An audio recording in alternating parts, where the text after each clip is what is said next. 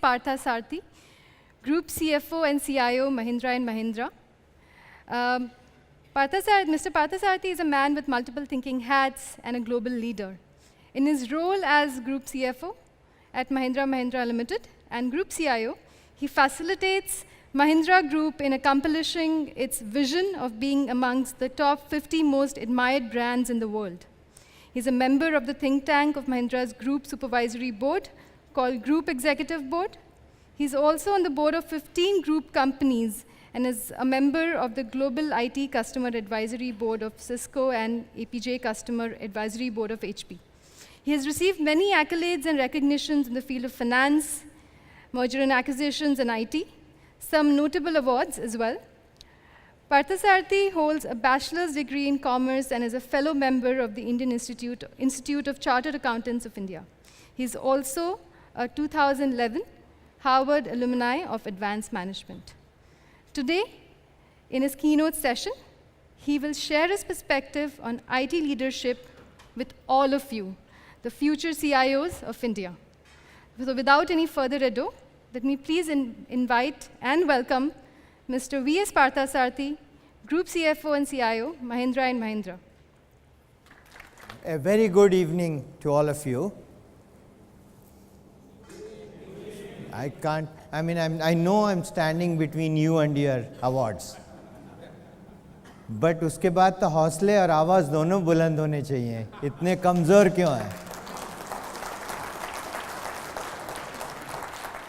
So when I came here, I came prepared to deliver this particular session, and somebody said शेर होनी चाहिए, शायरी होनी चाहिए. So मतलब so and I said, how am I going to weave a future and some poems or some shairi in this?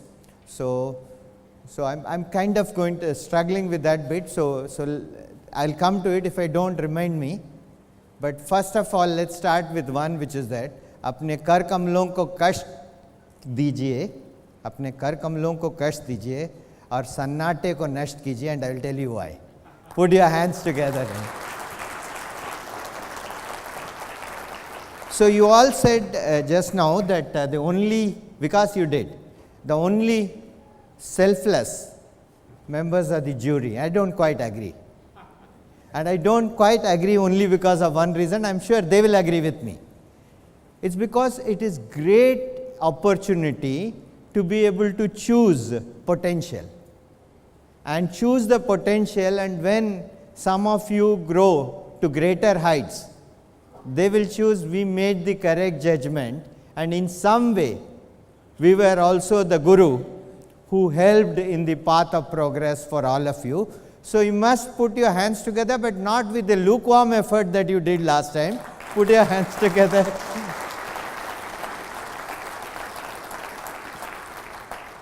So if you're going to talk about the future CFO, I'm not the CFO who is a CIO. I am a CIO who became a CFO. Because I started my career as performance management head and IT head for farm equipment, and then I went on to become the group CFO. But before that, I was group CIO. Then I became the group CFO. Now, before I go here, one quick thing I wanted to tell you was about what you are and what you should do. Okay, you are today going to be crowned as the next CIO. Basically saying, yep, I see the potential for you to be the CIO in future. But more than that, in many ways, you are yourself CIOs today as well. In your own, smaller groups, you are CIOs. And one kind of says, there is one poem that I this, कौन कहता है कि सपनों को न आने दे हृदय में, देखते उन्हें है सब अपने समय में अपने विरल में. So please keep dreaming, and only when you dream and dream big will you achieve them. So today, if I were to give one piece of advice here, then I would say please keep dreaming. That will make you take bigger strides in future. The second one is that please keep dreaming, but also please remember one thing. कौन कहता है कि सपनों को न आने दे हृदय में, देखते उन्हें है सब अपने समय में अपने विरल में. That's fine. आंख आसमान पर हो किंतु पांव धरती पर टिके हों. So every time when you are, आंख आसमान पर हो किंतु पांव धरती पर टिके हों, नहीं तो रास्ता का एक कांटा पांव का दिल चीर देता, रक्त की 2 बूंद गिरती, एक दुनिया डूब जाती.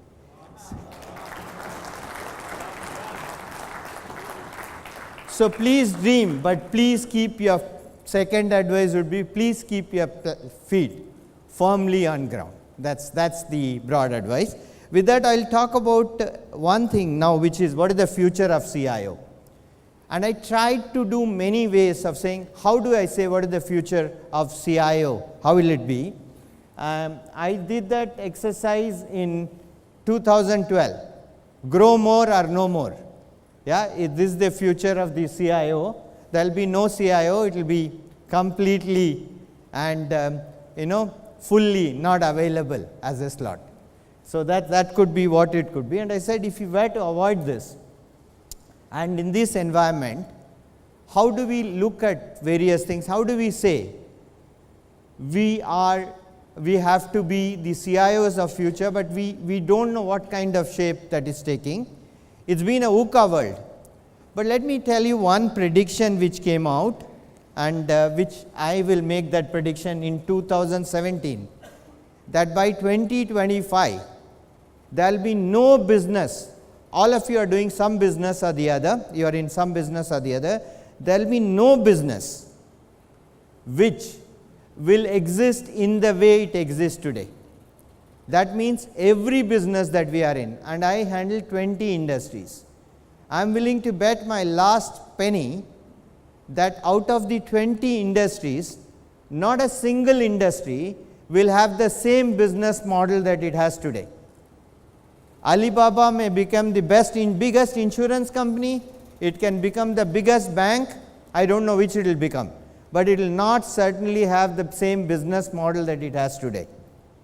People will buy e-commerce company, which I called experiential commerce, will buy brick motors, yeah? And the motor companies will buy, but mostly I don't know that a manufacturing company will compete with Apple, for example, auto, or vice versa. So this is the broad scenario you will see. So I was just thinking how to look at the future and how to say what will be in 2025. One thing I can say, if I knew, I'll be a billionaire because I'll know which stocks to invest in, but I don't. So how do I look at this future? And then I said, sometimes when we don't get enough things to look at based on the future. So if I were to say, hey, look at me, I've got 15, 16 years in Xerox and now 17 years, so all of 32 years experience. If you follow my footstep, you should be quite okay. But I can tell you, nothing can be further from the truth. What happens to whatever we have done in the past has no barometer for future. So because the future is nothing like the past. Yeah, if Apple is going to become the biggest car company, or is Alibaba going to become the biggest car company, who knows? So if I don't know any of this, how can the past be? So past is Peter and repeater, and you can use a neither in future. So and I was just trying to think about how to look at, and then I hit on something that whenever the current world comes to an end, and a new world is what you have to imbibe. The only thing that we have in all things that I could search, I searched that. The only place where I found some evidence is Dashavatar.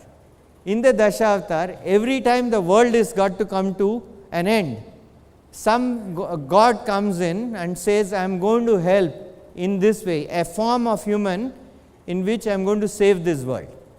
And if our world is also going to be destroyed as we know it today, how you as the next CIOs can form these various avatars to save your company from and become CIO plus and also be savior of the company or the environment that you are in. So I am going to take some example and tell you So let's for example first say the Matsya avatar. This you know, you all are aware of the Dashavatar, right? I mean, I was just, can I see a show of hands if I have to?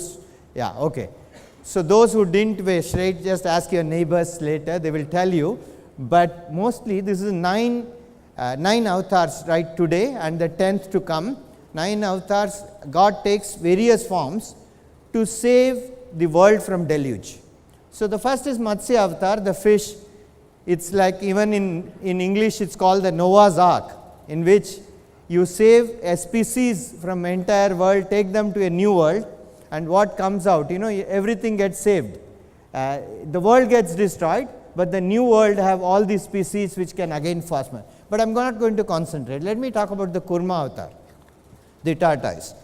What happens is the world is going to come to an end unless both the Devas and Asuras come together. Okay, and that Lord Vishnu makes them come together. They say only if you come together can we get Amrit, and then once you drink Amrit you will be saved, because nothing can destroy you after that. Then they find that it's not good enough to getting them together. Somebody has to be the stone to churn. So Lord Mandar, the mountain, offers himself to be the stone to churn. That's not good enough. Then Vasuki, who is the serpent, offers himself to be the rope so that they can churn the ocean. And now they start, but they find that the stone goes down.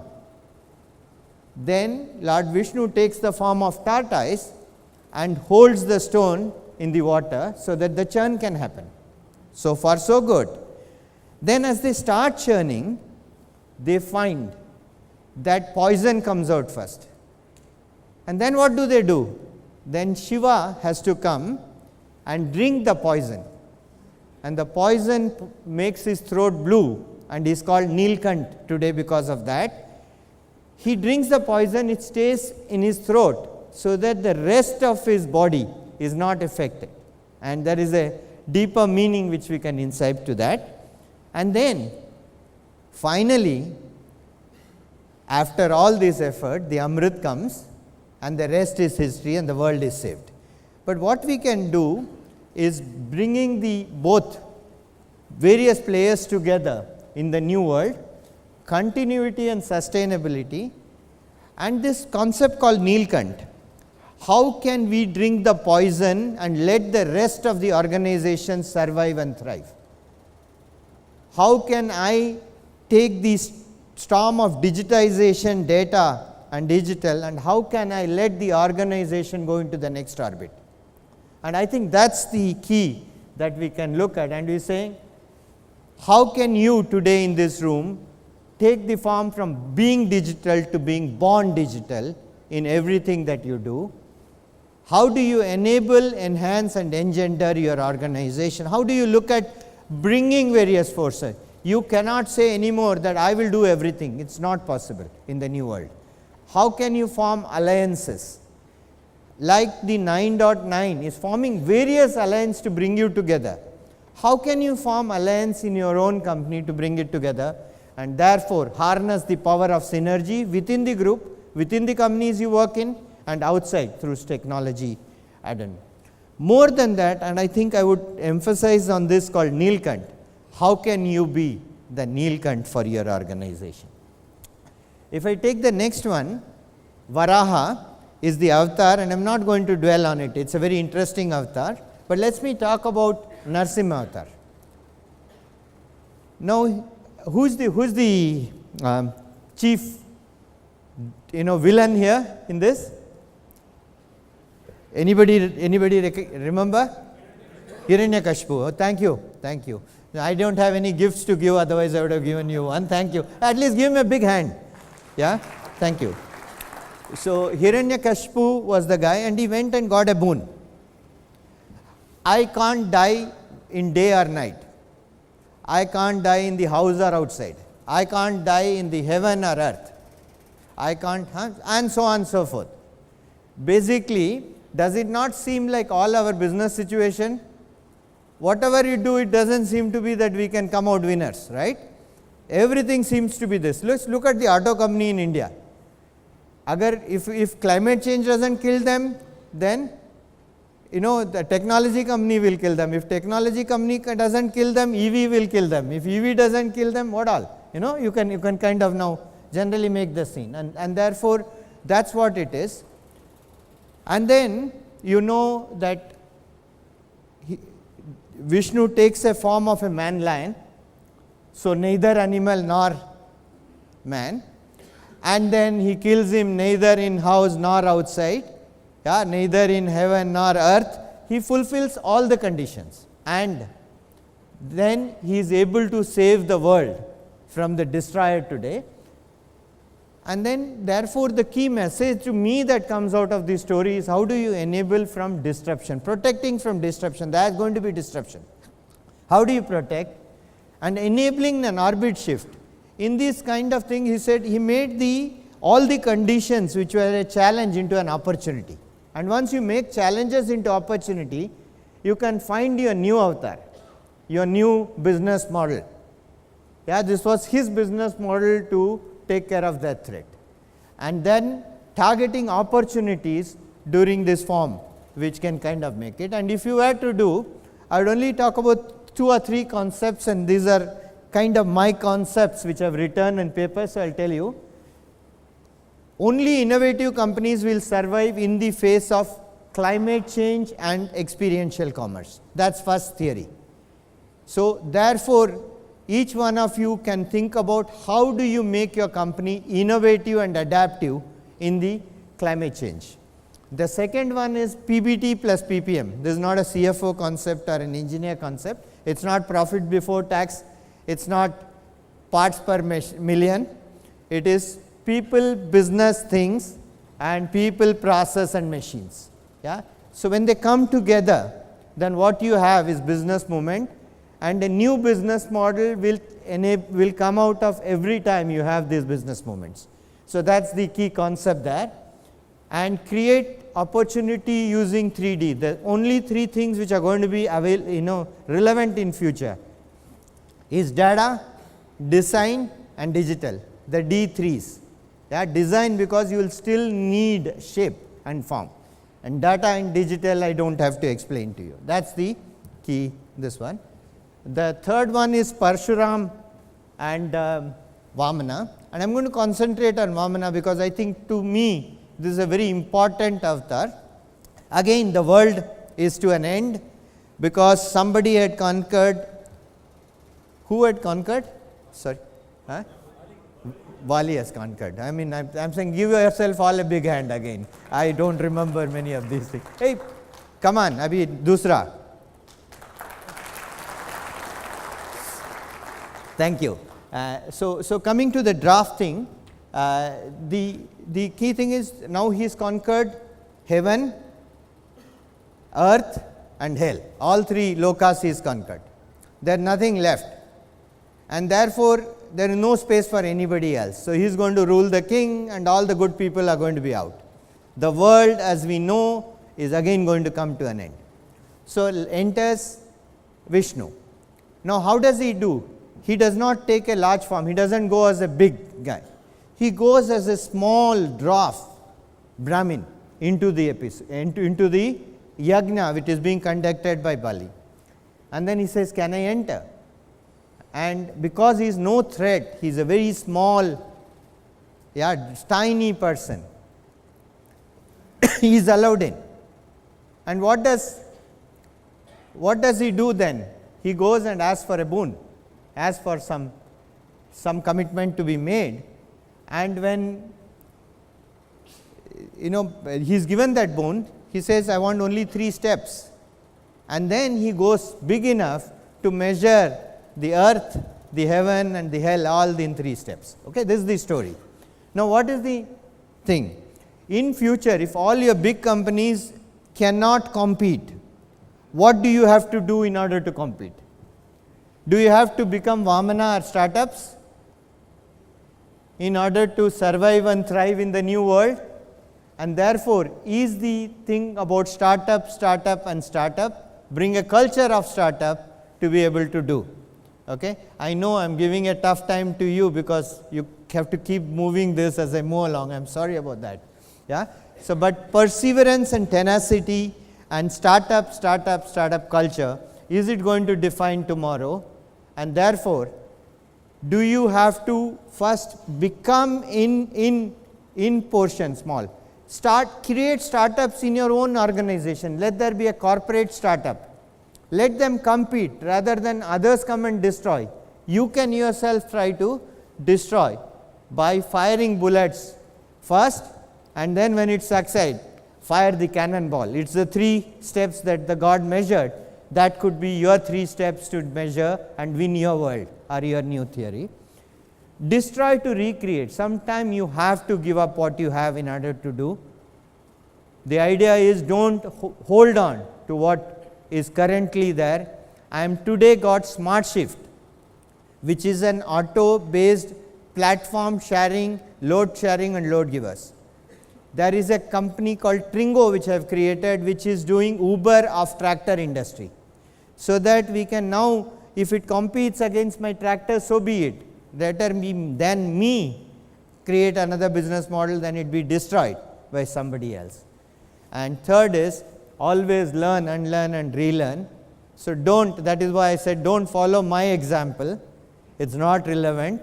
You have to follow your example in future, and that you need to be Neelkant, you need to be Narsimha, and you need to be the Vamana of future.